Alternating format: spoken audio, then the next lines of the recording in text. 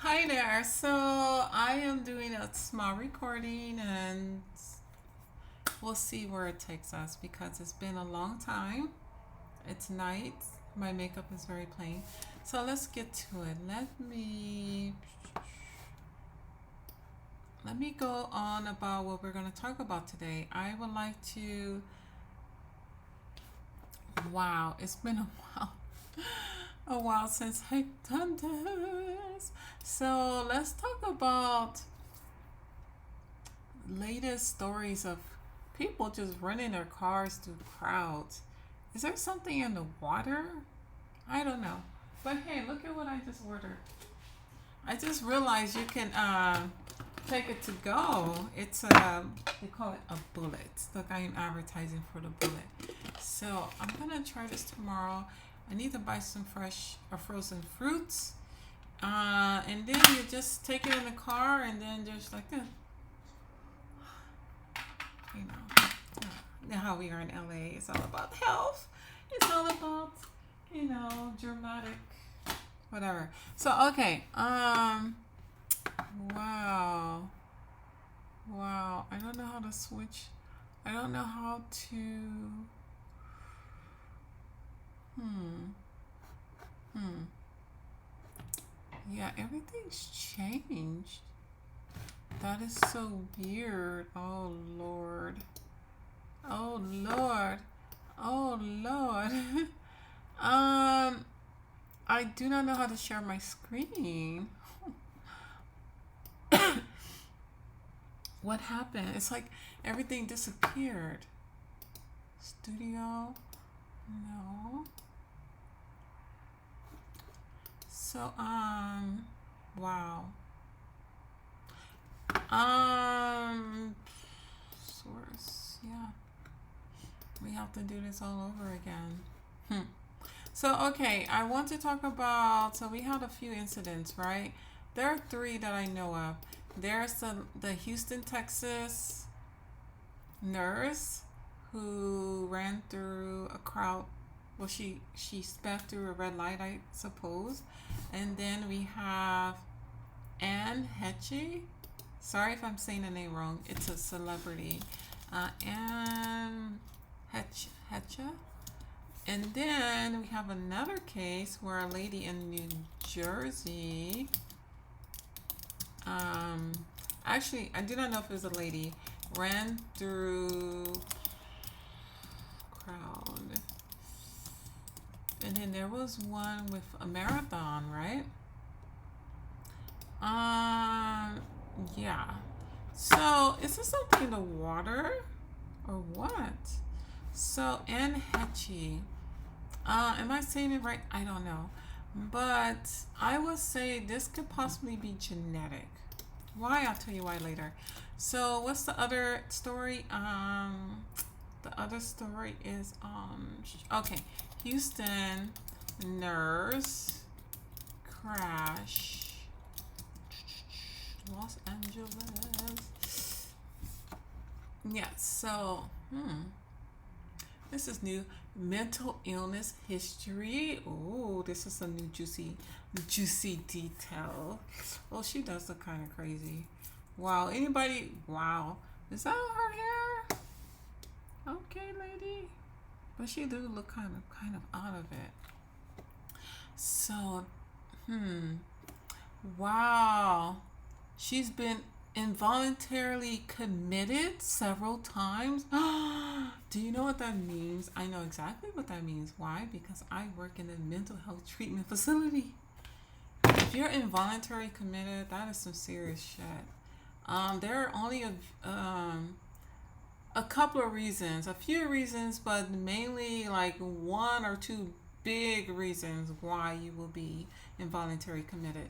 So while I am processing those thoughts, wow, I'm gonna take a photo and send to my manager. He knows who he is, and I'm gonna say, I cannot, I cannot.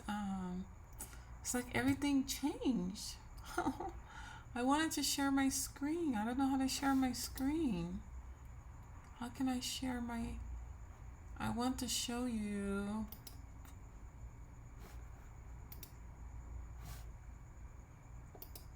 It's funny because you see in the background, you see my blinds. There's like lights. I guess there's a car, and so there was like a light, and I just thought, oh my God, there's like a ghost or something. But no. Yeah, it's like I need to set up a whole new thing, and I don't know how to do it. Oh my goodness. Oh my goodness. Whatever. So let me tell you the two main reasons you can be involuntarily committed. Involuntarily committed. You're a danger to yourself or others. Yep. So how are you a danger to yourself? You're a danger to yourself if you have a plan, and you have a plan and means to carry out a plan to harm yourself, or um, if you're advertising you're gonna kill yourself, or if you have a history of self-injurious behavior, or if you try to hurt yourself, and then if you what's the word? I'm getting like brain fog. If you threat to harm yourself. So that's one reason you can be involuntarily committed. A second one is if you threaten to harm someone, which usually should be like an arrest, right? Not like going to a hospital. But wow, that is crazy because from my knowledge, so she is a licensed nurse, but in Houston, Texas. I'm not trying to put down Texas, but I would say maybe they're more lax on their laws. I know California has one of the most stringent laws in America, probably following New York. So California is very strict on laws. They would not go for that. So there's no way probably she would have been still licensed if she was licensed originally in California. Because being involuntarily committed could get your license taken if you had a DUI, or if you got in a fight and got arrested. Like, there are many reasons. You have to report to your board. So let's read this. So I guess some documents are coming. How many people she killed? I think 3, right? So she's only 37. Oh my God, you should see this photo. She looks like shit. 37? Oh my God, like you should see how she looks for 37. Wow. God damn. Do I look, I'm older than that 37, but I think I look way better. I'm not trying to be like, what's that word? Um, conceited, but I think I look way better than that. Like, wow. But maybe not. I don't know. Maybe I just think I look good, but maybe I really look like shit. So somebody please tell me. So, okay. 37 years old. She's been charged with 6 counts of murder and 5 counts of gross vehicle. What the hell? Oh my God. Tonight is not the night to be reading new words. Manslaughter. So what is the history? So 2018. So 18, 19, 21. So 4 years ago, she has a history of mental illness. Severity ranges from defendant. She jumped on a police car and jumping out of apartment windows. Oh my gosh. Yeah, she has impulse. She has, probably, let me diagnose her. She probably has manic, bipolar. I would say bipolar 1. I would diagnose her with bipolar 1. With psychotic features, I'm kidding. I don't know. So let's say, let's read this. Oh yeah, so here it is. Court documents said Linton has tried to hurt herself more than once and has also been involuntarily committed several times. So just like I said, she must have tried to harm herself. So let's read here. This is in the middle of the afternoon. Damn. Oh, she went through a green light. Oh, no, she ran a red light. Okay, westbound traffic on Slauson have been going through a green light for about 9 seconds when Linton ran the red light. So wait, how are you going through a green light and a red light at the same time? This doesn't make sense. So there were about 10 vehicles in the intersection when her car struck two of those cars at the same time, splitting one of the cars in two. Wow, she split the car in half. Wow. Six people? Six people were killed? Oh, hell no. That's crazy. How do you kill six people? God damn. Wow. She's facing up to 90 years. That is beyond a freak accident. Like, what do you say? What is the chance that somebody kills six people? Oh my God. That is so sad. So sad. Okay, let's read on the next case. So this lady, her name, if you want to look her up, if you want to follow up on the case, her name is Nicole Lorraine Linton. She's from Houston and she's 37 years old. She's being charged with 6 counts. The last update was on the 17th. So just 4 days ago. Okay, next case. It's time to take this off soon. So, where is the case? And Heche. So, yeah, there's some disturbing details I found out about her, which I'm not too comfortable going into it, but I will try to say it in code language. So, like some other YouTubers said, I like the way they say it. They said it. They said her father violated her. So, you should probably know what I mean by that. And so, I guess obviously she had some, you know, issues growing up, difficult upbringing, but I just find it weird because there's a video of her. So she was, okay, let's read about the history. So I really don't know her, but I actually do recall her in that movie Psycho. It's the remake Psycho, not the original Psycho, because the original one was in black and white, and that was before my time. So at least when in my upbringing, we had color TV. So, but I do remember watching the black and white Psycho movie because it was like really famous, and they had a very famous scene at the Universal Studios. Universal Studios Hollywood is very popular. It's a theme park. So there's like these tram rides, and one of the tram rides you go, they show the house that the movie was made of. Oh, the house Psycho and whatever. So that's how I know about this Psycho movie. But there was a remake and she did that. So I do remember her like briefly on that movie. I did not know she was engaged or married to Ellen, or maybe she was married. You know, Ellen DeGeneres, the very famous talk show host. And there were some weird conspiracies about people saying that the breakup and that she got blackballed. Like, I don't know about the details, but apparently there are rumors allegedly that she got blackballed coincidentally after they split. So yeah,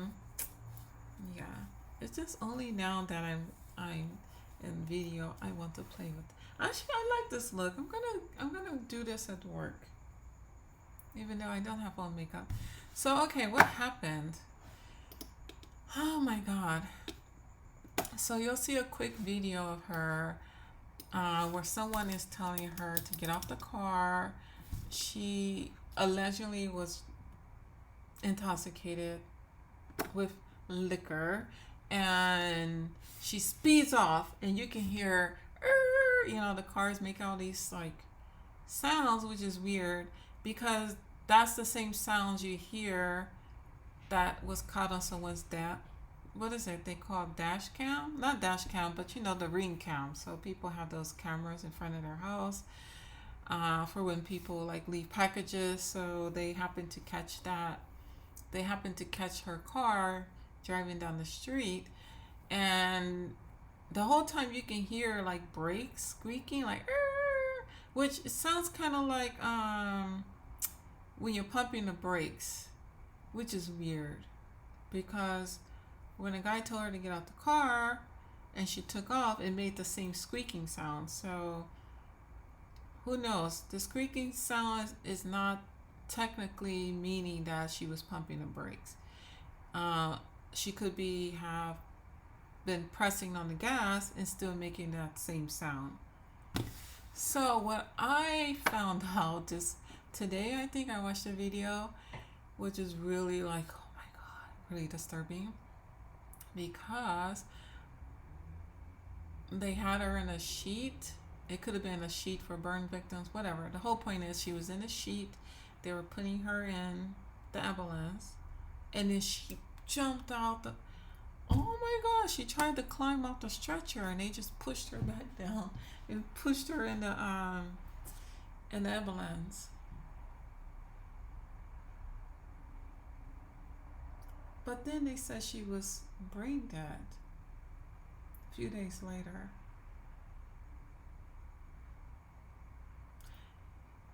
Huh.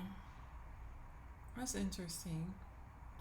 Because if you're brain dead, there's no way you could sit up and do what she did. So, what happened between the time she went in the ambulance and those few days in the hospital?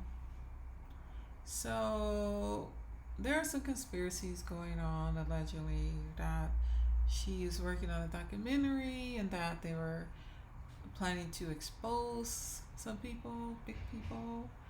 And then allegedly somebody else working on the show was in the law, like with a law or legal background, also allegedly died in a car accident, and her brother died in a car accident. So it's just too much. That's just some heavy stuff.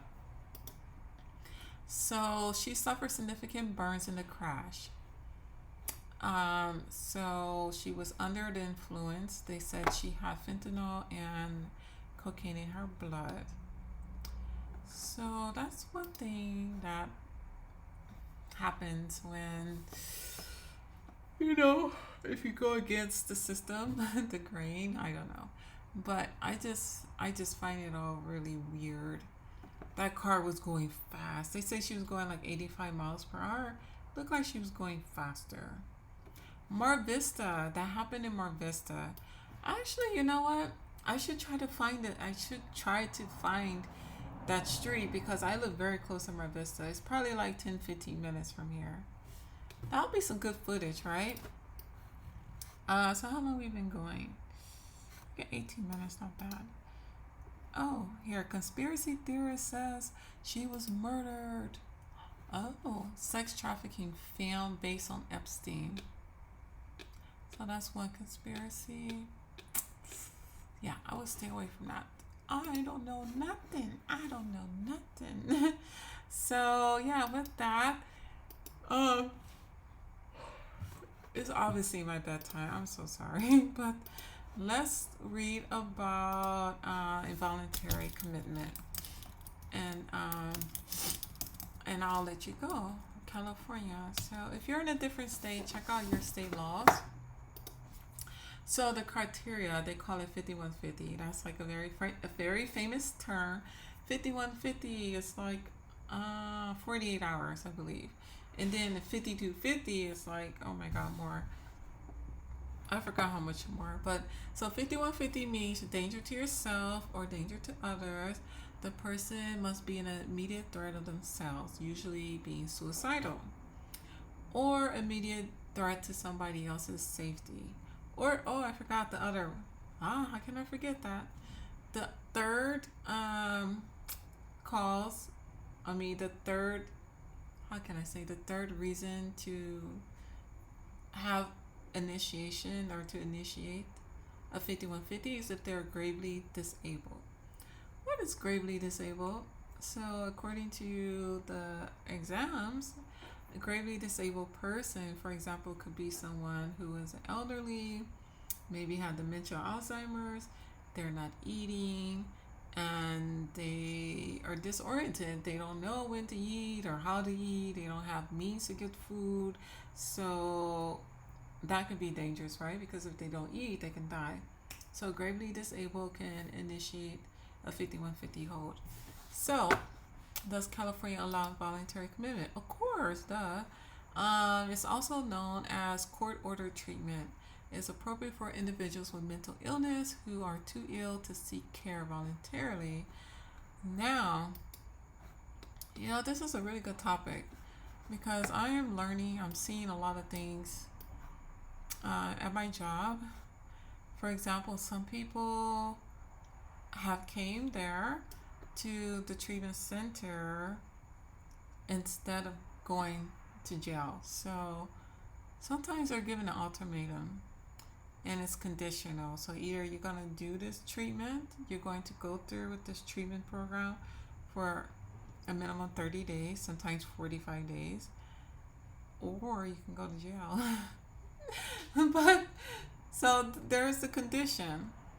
The condition is if you want to avoid going to jail, but you go to the mental institution or mental hospital or treatment center, you have to take a medication. And if you're not, you have to be med compliant. So if you're not compliant, then that can get you kicked out the program, and then you can go back to going to jail. So the bad part is the downside, or the con is that medication could really throw you off, especially if you don't need it, or even if you do need it, it just takes time to adjust. So could you imagine taking like a heavy load of medication every day for over 30 days? Oh my God. So I had some clients just not happy with the side effects. Side effects are common. Sometimes they subside, and sometimes, they have to continue to try different medication to see which one works out. By then, maybe you get used to it. You can't just stop the medication. You have to slowly wean your way off of it. Okay, what else? How does someone get committed in California? So, okay, 5150 is 72 hours, so which is 3 days. So 72-hour hold. Now, I'm getting so sleepy, but I have some juicy stories. I have such a juicy stories. So you gotta be careful, because sometimes a 72-hour hold can turn into weeks. It can turn into months. So in order to get released from a 72-hour hold, where are my glasses? My blue light glasses. Oh. So in order to get released, let's see how this looks. From the 72-hour hold, the doctors has to sign off. And what happens, the lady who was in our treatment facility, she was in a 72-hour hold, meaning she was in a involuntary hospital where it was just like walls. You're by yourself in a room, padded walls, and they could never meet the doctor. They'd be like every day waiting for the doctor. Where's the doctor? Where's the doctor? Oh, the doctor's coming tomorrow. Another day. Oh, the doctor's coming tomorrow. 3 days, a week, 2 weeks. And then next thing you know, they're there for months. It's so scary and sad. Like you never know like what can come of it. So yeah, that's scary. And you're just like stuck. You're just stuck. It's stuck. Yeah. Just scary situation. Laura's Law. What is Laura's Law? I never heard of that. Assistant outpatient treatment. Yeah, we'll get into that another time. But as of now, I'm going to close this because I need to get ready for night time. Thank you so much. Good night.